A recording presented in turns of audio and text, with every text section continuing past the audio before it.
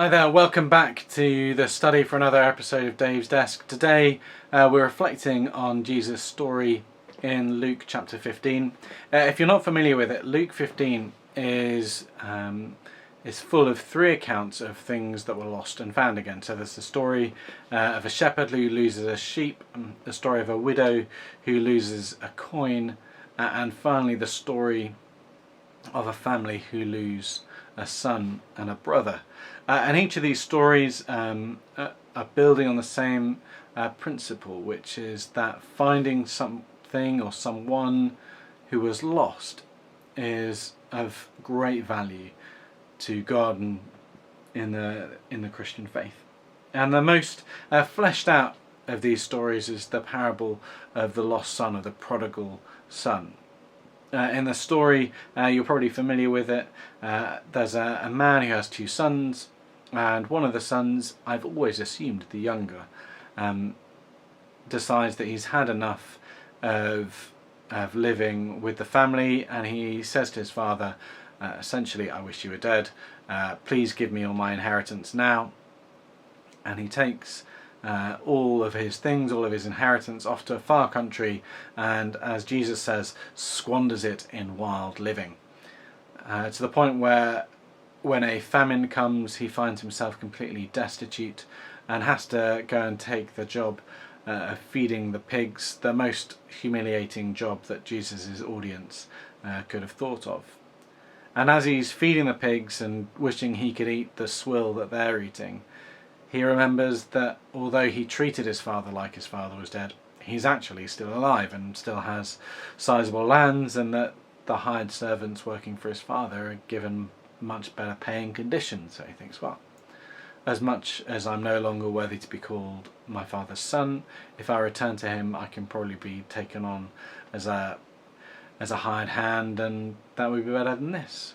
And so he swallows his pride, which is probably long gone in looking after pigs, and he returns to his father. And one of the things I always notice about this parable is that as Jesus tells the story, as soon as he decides to return, his father sees him. His father sees him far away and runs to him, throws his arm around him, kisses him. He's so overjoyed that the son has decided to come back to him, that he decides to throw a great feast and a great celebration. The son is saying, look, Father, I'm no longer be worthy to be called your son. But the father just like, put a ring on him, put a robe on him, we're going to feast, we're going to celebrate. And often, especially in sort of the kids' editions of parables, that's where the story ends. But Jesus continues in verse 28 of chapter 15. The elder brother, oh no, it's not just my assumption, it is saying, the elder brother became angry and refused to go in when he hears about the party. So his father went out and pleaded with him. But he answered his father, look, all these years I have been slaving for you and never disobeyed your orders, yet you have never gave me even a young goat so I could celebrate with my friends. But when this son of yours, not his brother, son of yours, who has squandered your property with prostitutes comes home, you kill the fattened calf for him. I think the words that Jesus puts into the father's mouth here are really important. My son, the father said, you are always with me, and everything I have is yours. But we had to celebrate and be glad, because this brother of yours was dead and is alive again. He was lost and is found. And I think this is really important, especially if you're someone who's been in the church, because these stories of being lost can sometimes seem distant from us. We can often perhaps relate more with the elder brother who feels sort of, why is all the fuss being made about the person who made the bad choices, the person who walked away from their faith in the metaphor of the parable? Why is the emphasis placed so heavily on the lost being found and not the one who stayed? And it's because in this story the father puts so much value on being present with his elder son.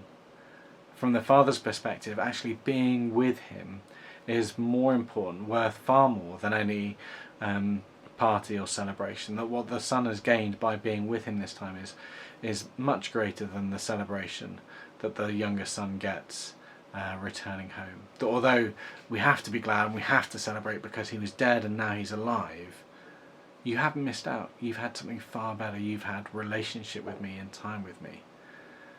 So I hope that's an encouragement to you, that the Father sees this time we have with him to sort of worship him, to learn from him, as of immense value, of eternal value.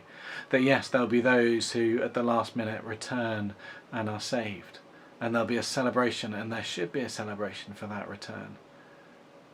But actually it's far better to choose that faithful course of following the Father's call, following the Father's heart, serving him every day, and enjoying the benefits of being with him and receiving those everyday blessings. Thank you very much for joining with us today. I hope to see you again soon. Goodbye.